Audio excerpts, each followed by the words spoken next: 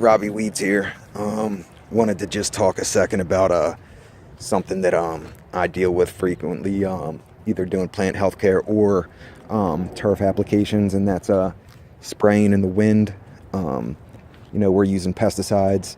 They're not, they're great. They are poison. A lot of stuff is poison, but this is, obviously a poison as well. So being safe is a very important aspect of my job and everyone's job, but especially people who handle pesticides and chemicals. So obviously the first thing overall is using the right protective equipment.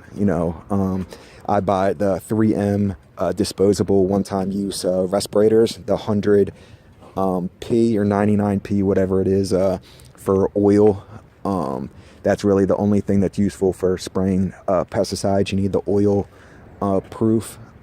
Getting a dust proof or even the hybrid where it's kind of oil proof isn't really going to help you. You need to get the oil proof ones, and then I always make sure I'm in long sleeves, long pants, and gloves. But past that, there's things that I do to spray in the wind, whether you're a owner of a company or you're trying to get some productivity done.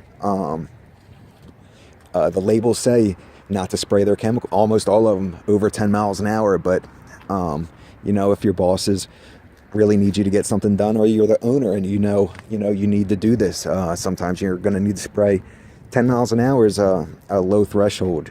There's a lot of days where it's 10 miles an hour or gusting over 10. So there's things I do to kind of help me get away with spraying. Usually I max out around 16, 17 miles an hour. After that, it's getting dangerous, and anyone on my crew, I'll usually stop them and we'll evaluate. Anything over 15 we're talking about if we can do it or not, but 17, 18, it can wait till another day. But things I do to do that, to help with that, is the first thing is making sure the nozzles are right. I'm going to show you what I'm running today. Is these are Hypro TR. These aren't great. They're stainless steel. The TR is total range. This helps me with a variety of pressures.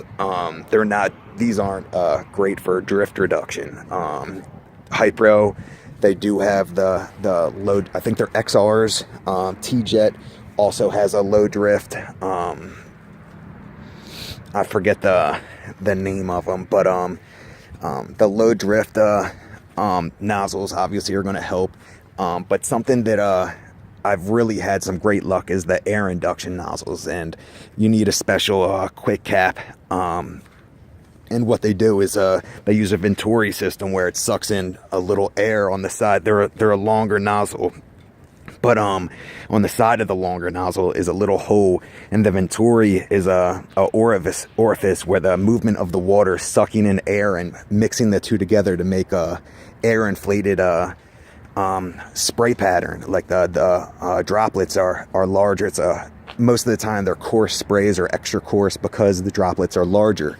A fine spray is very good for getting coverage on for contact herbicides or contact fungicides, but a lot of times a coarse spray is needed for pre-emergence and other stuff where you're looking to and a coarse spray is needed for spraying in the wind for drift. A larger nozzle has more, or a larger droplet has more mass. It's gonna travel through the air with a lot more less change in direction, just because it weighs more. And air induction nozzles, I think, for most spray applications, are probably the best way to go at this point, unless you're doing a specialty application. There's turbo nozzles, which I like for getting a really nice spray pattern, very nice droplet size for getting good coverage. But extra coarse or a coarse spray pattern for most things I think is completely sufficient. So I do like to run the air induction Venturi nozzles on almost all my equipment. My guys run them. They like how it handles in the wind.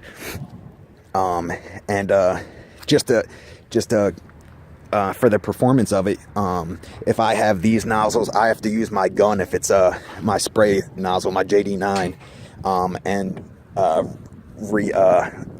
position the nozzle so it's spraying more directed. But my guys even say that with the air induction, they get a better pattern and will spray more consistently in the wind than their JD9. So that just shows you how from 20 inches off the ground, they're getting very good control even in wind. And then the last thing I want to touch on real quick is using adjuvants.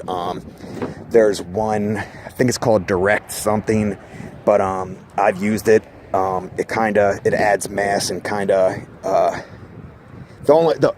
I will say I've used it, and I have a big, I think this is a Comet APS pump, 71 liters per minute. And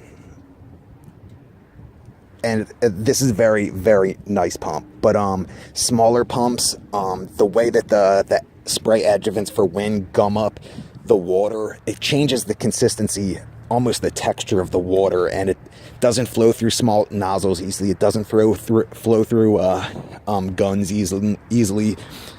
I'm not a fan of the adjuvants for wind, so that's all I'm really going to say. That's just my experience. I'm sure people have used them and gotten great results. And on it, particularly my machine with this very strong pump, this very strong engine driving the pump, and I have longer or wider hoses. These are 3/4 inch hoses. It pushes a lot of volume to my JD9, and I do get good spray pattern with it. But I would rather use the actual nozzle to control the wind than changing the consistency of the water. And that's kind of just how I feel about it right now. Maybe there's a product out there I'm not familiar with yet, but as of now, if changing the nozzle and spraying with my gun doesn't get me through the wind, then I'm not spraying in the wind. So that's all I wanted to really say about spraying in the wind. Robbie Weeds out.